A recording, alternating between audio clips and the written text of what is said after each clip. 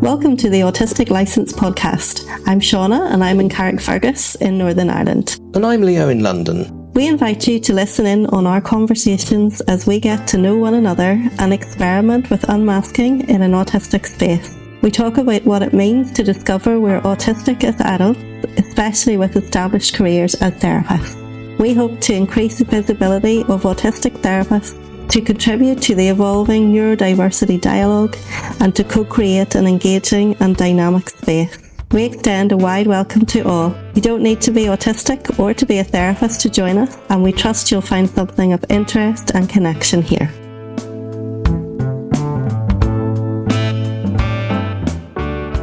We're recording at lunchtime today. It's Boxing Day, so it's December the 26th.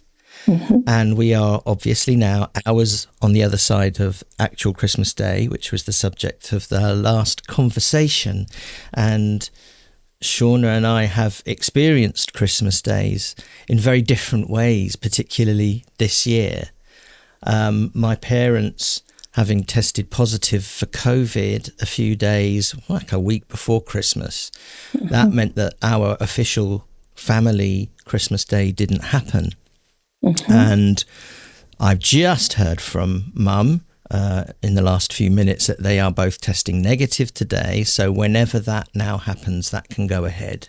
It won't be today, might be tomorrow or the day after.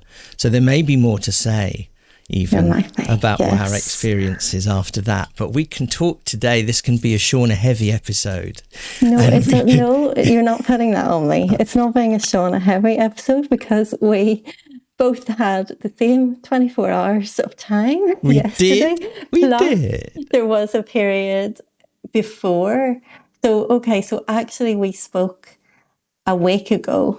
That was our last. Because we talk on a Tuesday. Normally we record on a Tuesday. Yeah. So it just so happens that it's Boxing Day now, but it's still a Tuesday at around about the same time. It is. You're absolutely right. We normally record. This is our weekly pod. So this is our weekly time.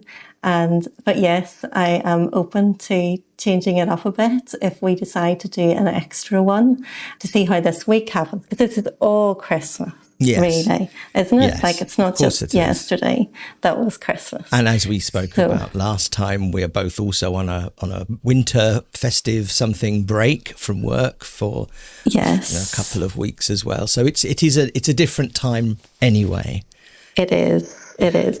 But it's still Tuesday. And it's still a week. It doesn't feel right to say we talked a few days ago and then now it's after Christmas. Like that just doesn't feel like, it's not really, like the whole thing is Christmas. Yes. Okay. Well, you've just found out that your parents are testing negative for COVID and therefore there's going to be a sort of Christmas celebration, a get-together that would have been on Christmas Day, but it's going to be at some as yet undecided day this week. How does that feel to you? Feels really relaxed, actually. I think because it's going to be kind of, I'm going to say last minute, which is not fair to my mum because I know that actually she's been very busy putting everything together anyway. Mm-hmm. But it will kind of be last minute because it's not planned well in advance exactly what the day was going to be. So it's kind of that, and I'm very good with that. That kind of perversely in this instance takes a lot of the pressure off because there isn't that huge build up. Not that it's not even fair to say huge build up for me. But in the context of how we were talking about it last week, that's whatever that anticipation is, and it's positive and negative and neutral, that's just not there. It'll just be a fairly impromptu gathering, albeit with ingredients in it that were very well prepared.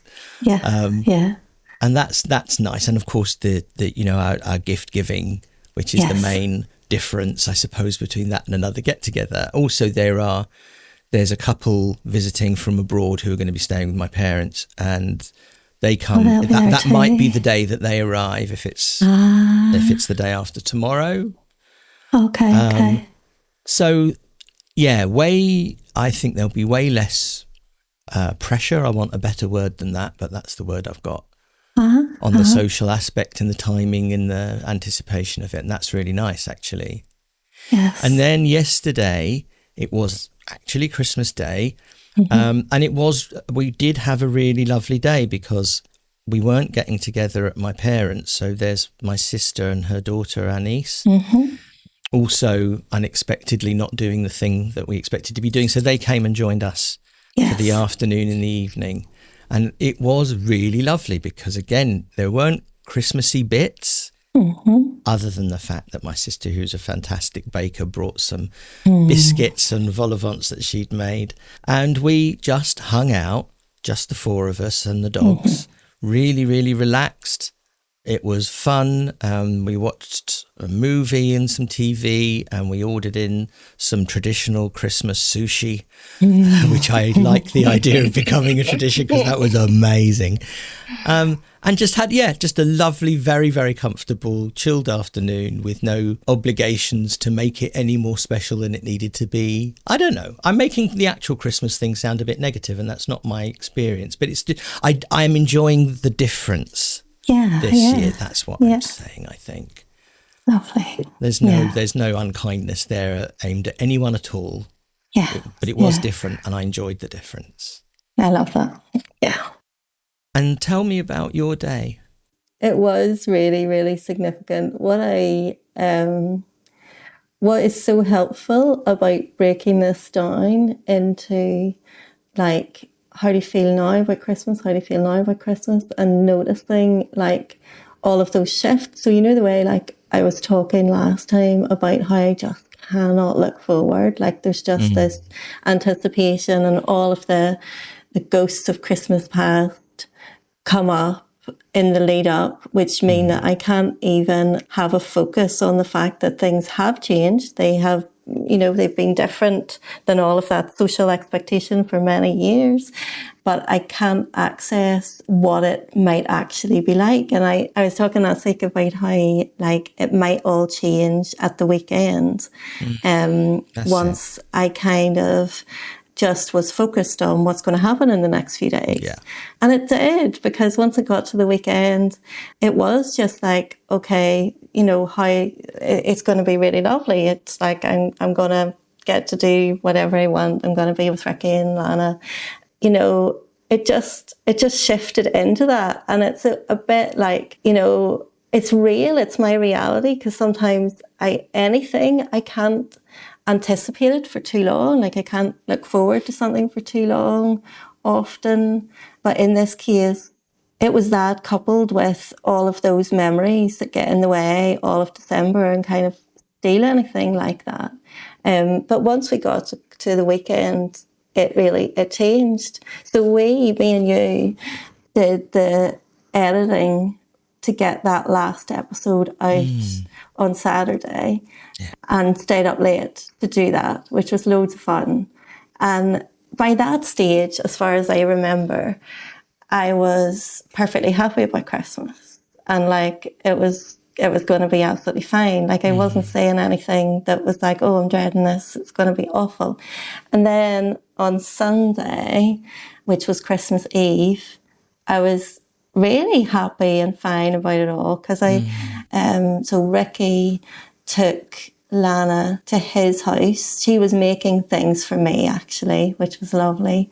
And he's arty and she's arty. He took her there, and then I was wrapping her presents and pottering around and doing my thing. And it was really, really lovely, like the best thing that I could have wanted from Christmas Eve. And then Lana and me stayed up late playing with the doll's house on Christmas Eve. And we we had like a Christmas party of all the neighbours, of all the people that live in the different dolls' houses. And we brought them all together, and we set it all up, and then like took photographs of them, and they've all got their own characters, and like they've all just got their personalities, and they just behave the way that they behave. And it was so much fun. It was absolutely priceless. So that was perfect. It wasn't planned, but it was just beautiful and so special. And then Christmas Day yesterday. So Lana and I slept late because we were up really late, up the night before. So we slept late and took it easy getting up. And then Ricky arrived and like we did presents, which was lovely. So what we do is mostly I buy a lot of the small kind of things, and then he buys things that I ask him to buy, and then he's given them to me beforehand and I wrap them all. So it's like joint gifts. It's not like from mummy and from daddy. It's like all of them together. Yes. And we don't do, like, of course, our daughter is 14, like, doesn't believe in Santa, but she actually never really liked Santa very much anyway. So Santa was banned from our house from she was tiny because she hated Santa. He was scary. Yes. Why would you let someone come into your house? Yes. Yada, yada, yada. Which actually I don't think is uncommon in the neurodivergent world. But, and me and Ricky had, like, issues with telling lies to our child anyway. So we didn't push it. The only way she found out about Santa was from like other people or relatives TV or anything like that. And she hated him. And like when she was a toddler, like she'd see him in shopping centres and she'd run away, you know, like just didn't want him, didn't want to see him. You were protective actually in how you did Christmas. You protected her. Well, we were open, like we had all these like ethical dilemmas around. Do we want to tell our child about Santa? Do we want to build all that up? But actually, we didn't have a choice because we got a child who made it very, very clear from she was very, very young that she wanted nothing to do with Santa. So then we gradually just kind of managed that and did the Christmases from the beginning that she kind of needed. Then when she went to school and got influenced by other children, she decided she believed she did want Santa to visit, but Santa was like, so we went along with it. She decided that. We didn't tell her that. So Santa was allowed to visit or give her stuff, but only if he did it in a different way. So we had to stay up to meet him. He wasn't allowed to just come into the house when he wanted to. Like we had to guarantee that we would stay up and receive the gifts from him for her. So we did all of that stuff. I didn't know I was going to talk about that now, but it feels kind of like really special still to do that kind of joint thing with her daddy and with me. And of course she knows now that they're from us. But it's still really, really special to do that present opening. And then she like has her gifts now and, you know, she's creative and sometimes she chooses things. And so anyway, it was lovely, lovely. And because we are an autistic household, well, as in me and Lana are autistic. Ricky is not yet specified, but highly likely to be some flavour of neurospicy. So, like, we have it. It just was really affirming because I guess I want to balance what I was talking about last time by saying that, you know I did say it last time that like we have evolved into something that works, but there was something this year that maybe because I had said that, I was totally able to appreciate that we do Christmas exactly the way that is perfect for us to do Christmas, and that it's been hard won over the years, but now that we are where we are, like we just know what works and what doesn't work and what we need. And if things feel pressured or they feel like scheduled, then we pull back and we let it go, and then we, you know, let it happen at the time that it needs to happen. So there's no schedule for we're doing presents at this time, or we're doing this at this time, or even like we're eating at this time. So I'm just going to talk and then I'm going to try and get you to talk because I'm off on one again. Important. So my mum, because my brothers are in England, as I said. So basically I am the child that is still in Northern Ireland. So she does church and stuff in the morning. And then she came in the afternoon. Again, there was no set time that we were going to eat at. She would come and, you know, it would happen when we pulled it together to happen. So that was, she came for a few hours and then she left, maybe about 7 o'clock or something. So it's really nice for Lana to see her grandmother and, you know, to show her stuff and chat to her and things like that. And then the evening was just the three of us again. So I could chitty chit about that and take it off in lots of directions, but I'm so aware that I'm talking again, and I just want the listeners to know I am super sensitive to how much time that I take up talking on this podcast, and I have so many issues about the last episode that I talk too much. So I want you all to know that. If you think that I'm talking too much, write into yes, exactly what I was going to say. gmail.com. Autisticlicense@gmail.com and give her a little bit of a reassurance, because I don't think that it's enough when it comes from me somehow. Or say we want more Leo. I will shut up. I don't think it. I just don't think it's noticeable. But I'm just me. I'm just me. Okay. So I'm done. I could talk more, but I'm not going to, because I want you to talk. Don't police yourself though, because there is an imbalance here, and it's a practical one that you have done that day with your family, and I haven't yet. That's a really unusual thing, although of course not entirely unheard of, because we've got a little, as we said last time, got a little bit of practice from COVID cancelling 2 of our Christmases in recent years. So that kind of disruption isn't really, really weird. And I think, as I was saying before, we did the same Christmas here though, all those years, because because we were in a bubble. Do you remember they did bubbles? Yes, of course. So we still did that. So we didn't cancel anything.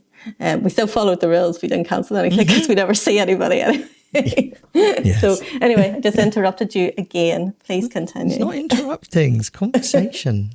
It's autistic conversation. It is, very much so. And I never experience that as an interruption when it's us. And I think you've said the same thing. Because I consider myself and know myself to be an interrupter because people tell me. Yeah, I think if I'm surprised by anything, it's how easy it was to let go of expectation and just be in the moment, and whatever felt right at the time and was comfortable was good enough, more than good enough. It was really, really lovely. Yes. And I look forward to it's only going to be a slightly larger gathering, because it'll include my parents, to do it, a little bit more properly. But it's still impromptu because the date's shifted and it's unsure until the last minute. I don't even know now if it's tomorrow or the day after, which is what I expect it'll be one of those. And also there might be the house guests arriving, which to me, if that was happening to me, that would be a factor that I would be anticipating as making it different. So if I was you, I'd be thinking, I hope it's tomorrow, because then there's not going to be extras and a different dynamic. It'll certainly be louder in audible volume. Yeah. But it'll be just as contained in my own mind. Okay. We're somewhere else. It will last for this long and then we'll go home. So it isn't distressing. But the two possibilities, which is one that it'll just be close family, or it'll be close family plus the couple coming in from Germany. Those are very, very different propositions, I think. Not to everyone else. I think that's me. I take that on board as, again, an autistic sensitivity that, to me, those two situations are very, very different. Yeah, I'm not making a qualitative difference there or a preference, but I see how different they are. And I recognise that that's mine, that to everyone else, it won't be massively different. I'm speaking for them, and how do I know? Actually, that's the difference in anticipations of those two things. But what I'm surprised by, as an autistic person that I know myself to be, with predictability and planning, that I'm really okay with whatever will be. Okay, Sarah. That is cool. Yeah. And do you want to say anything about yesterday, and especially like with your relationship with your sister, with your relationship with your niece, like special elements, like we're able to come out spontaneously because of how that came about. So Yes. it's not like saying, you know, anything about better or worse or planning or That's anything, but because you were together on that day for an extended length of time, like then that allowed special moments and all to emerge. And I'm not actually thinking of anything in particular because obviously I know some of it, but I'm just asking a question. Yeah. We do see them socially. And it's often here in our home, and it's always nice and it's always laid back because we know this is me and my contemporary, so it feels quite generationally flat. Even though you know our niece is there, who's a generation below, it doesn't feel like that. We all get on as contemporaries, and that's really lovely. And there was a moment actually. So there's been this series on for the last few years called Ghosts on the BBC. I know America has its own version of it, which I shan't be entertaining, but because it won't be the same. But it's something that we all really enjoy. The whole family, we're all fans. And it finished a little while earlier this year, but there was a Christmas special. So that was the very last episode ever. And it's a comedy. It's a light-hearted comedy, but it does have emotional moments in it. And it had an intensely emotional ending. And that it was the very, very last episode there would ever be. And my sister and I were sat on the sofa, and it so happened that my wife Rachel was in another room talking to her family on the telephone, and we did have quite a hug and a cry at the last moments of that episode, which may still have happened had we been in a traditional Christmas day at my folks, because we certainly would have been watching it because we're all fans. But it was rather lovely, yeah. And that was that moment was created by the circumstance of how we were together. Yeah, it was. Yeah. And so now I am going to lead the other. Go on. Yeah, well, there was another thing that you told me about happened just because the two of you were together. Yeah.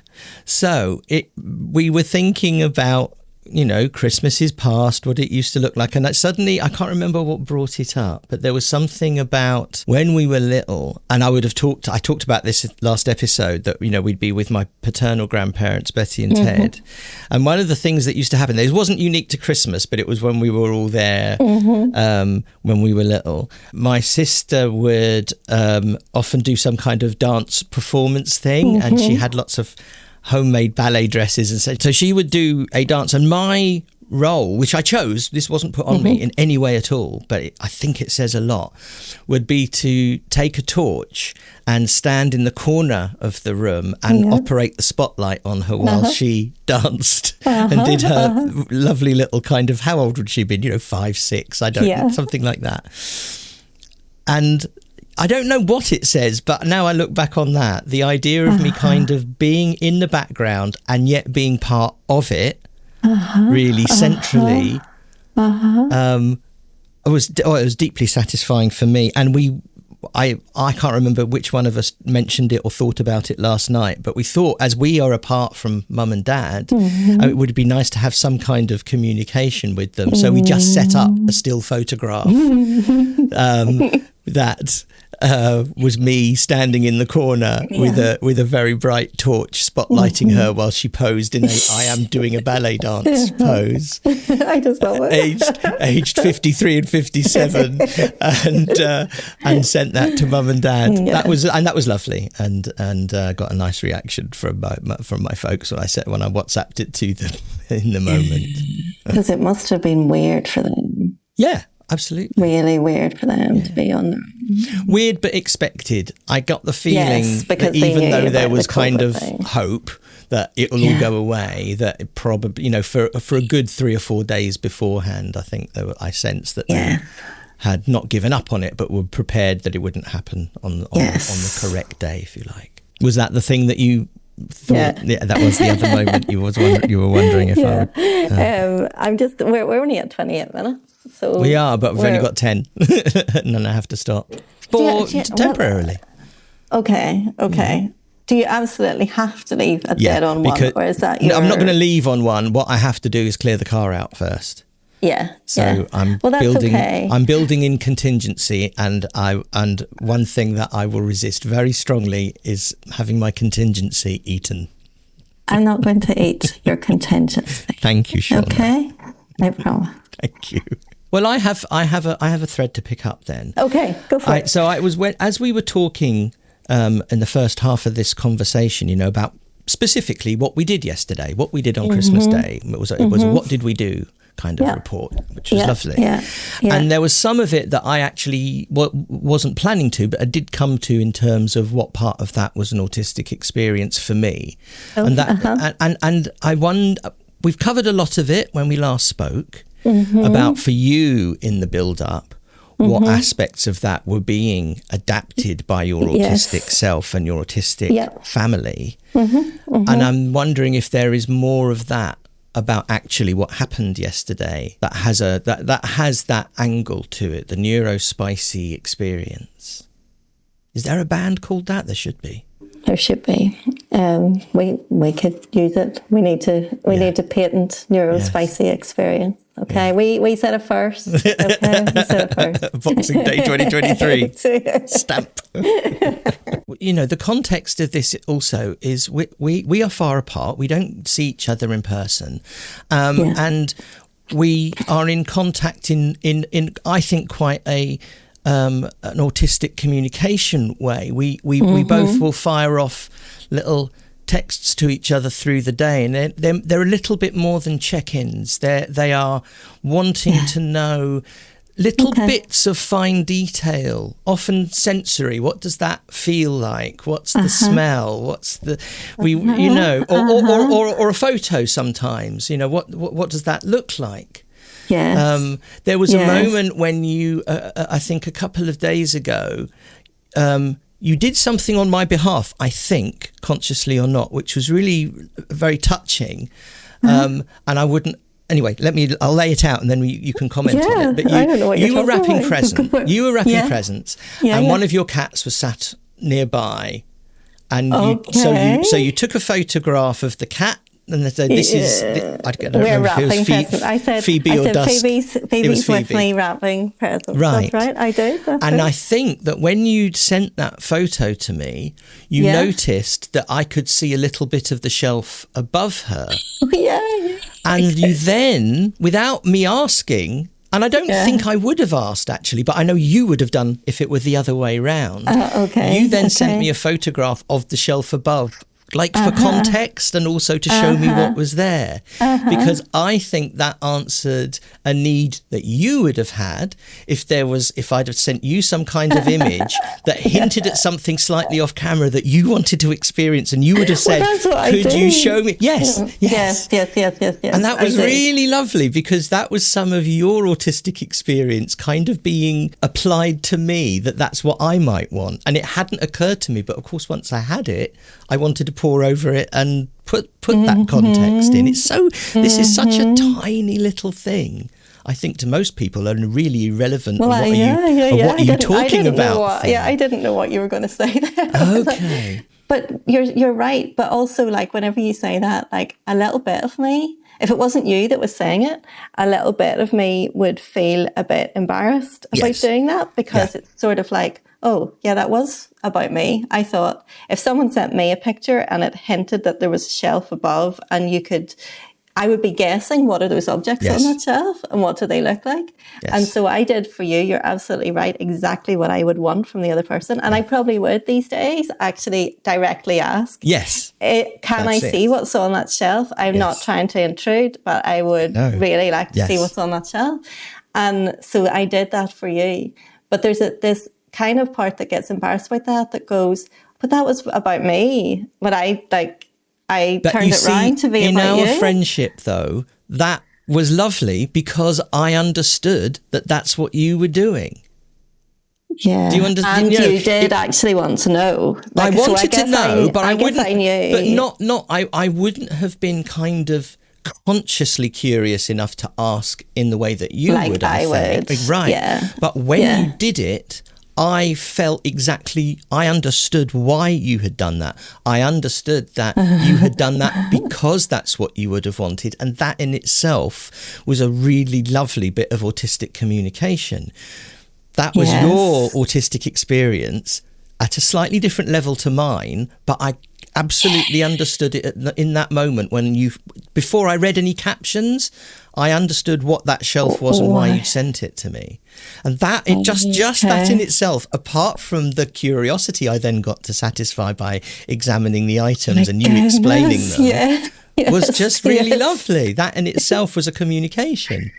Didn't it lead to so much in terms of just like communication, conversation that would never have happened unless we had taken the opportunity to follow that curiosity. And it's not like it would never have happened, but it would have never happened in that exact way. Like it would have just been a communication. I'm here, I'm wrapping presents. Phoebe is helping. And at that time she was helping. You know, she of course got in the middle of it several times, but at that point she was just there.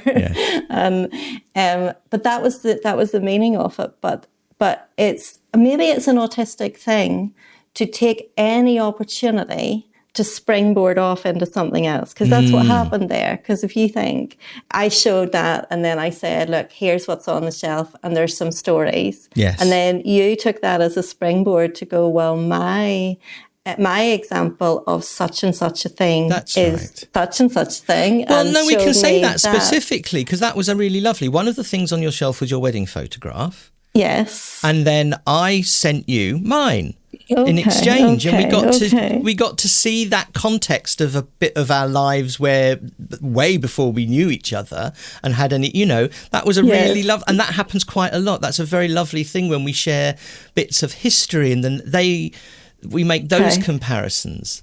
Which then was another springboard, wasn't it, for all of the things that you kind of wanted to dig up and show me about a part of your life from an exact, what was I? So autistic, isn't it? Nobody else would do but you know what? this So the phrase is, I wonder what I was doing on that day. Yes. That's the link we really, really want to make. And it's partly a communication and a shared experience thing, but also it is just the mapping of things is so attractive and dates and times. Yes. And because we're autistic, we have a capacity to either recall or to find out what we were doing. Yes. So lots of people would go, okay, so you're talking about such and such a year, and they might not have any recollection of what they were doing at that time. But because of the way our autistic minds work and our interest in detail and times and months, and because we categorize and we keep records of things, then we can easily go, well, actually really, really close to that date. This is what my life was like. And here's some photographic evidence. Which then, and then that springboarded, if that's the past tense, into bits of your life that I, to that point, absolutely didn't know about. You would have no reason to know about. Yeah. Isn't it interesting? Because now we are going to wind up, and but there's a point to this arc. There's an end point, which is that after you had spoken about your day, and I had spoken a little bit about mine as well, you were then talking about how part of the autistic communication between us is about springboarding. And then we've ended up talking about springboarding and how we gather then more information and more connection. That's the other part of that. I wonder what I was doing when that happened, that you've just shown me this photograph. Yes. That's another part of connection. Yes. And it wouldn't. Yes, go on. Carry on. No, you carry on. That was it. That was it. Just that that is part of the autistic need for connection, which is missing from so much of our lives. And patterns and rhythms and seasons, because there was also something in that had just come to me, because then we charted back, because the timing of such, because of the month that you got married, so you got married in a January, so we're talking about January, but then for my story, that came out of that. I had to go back to the Christmas before, and I had to like talk about what had happened to me at a Christmas. So that was another Christmas historical event that I went through that is bound to impact my view of Christmas and my anticipation for Christmas. Of course. Like, holy fuck, like So we can, I mean, I'm going to say, just because it sounds tantalizing and that we're teasing the listener, you picked up a really nasty injury. Yeah, I had a really traumatic, potentially life-changing injury a couple of days before Christmas in 2010, and almost was in hospital over Christmas. Didn't know if I would ever walk again. Yes, So this is what as I say that, then that's all in my body memory of the days leading up to Christmas, and I didn't know until this moment, even though we talked about those days ago about the thing on the shelf, that's really relevant to how December affects me and how the lead up to Christmas affects me, because my body remembers going through that trauma on those days. Listeners, and especially Autistic listeners, do you see how complex our pattern spotting is, but also how emotionally essential it is that we can make those connections between ourselves when we meet. It's we don't get to experience that in the world very often at all. So when we do, it's very powerful. And this is another reason why we go deep very quickly, why we don't do small talk. Yes. We need that depth of connection because of the scarcity of it elsewhere. And when we bounce off each other, it just gets where it needs to get. And then now even that we've returned to it, that's another layer of understanding around. Right, okay, I'm getting a real... No. What I was going to say there, I'm going to say it now because I'll use it, is I am getting so much into the rhythm of these recorded conversations that as you were talking, that's the last bit of that sentence then, in my mind's ear, I could hear the theme tune slowly rising up to see a sound. Yeah, me too. Okay, right, that's a wrap, folks. That's a wrap. Happy Boxing Day, Neurokin and others. See ya. All right. Thank you for listening to the Autistic License podcast. We're very open to feedback and suggestions for future topics, and you can connect with us via Instagram, Facebook, at autisticlicense.com, or by email at autisticlicense@gmail.com. And we spell license the British way, LICENCE. If you're interested in therapy with an autistic counsellor, you can visit thrivingautistic.org.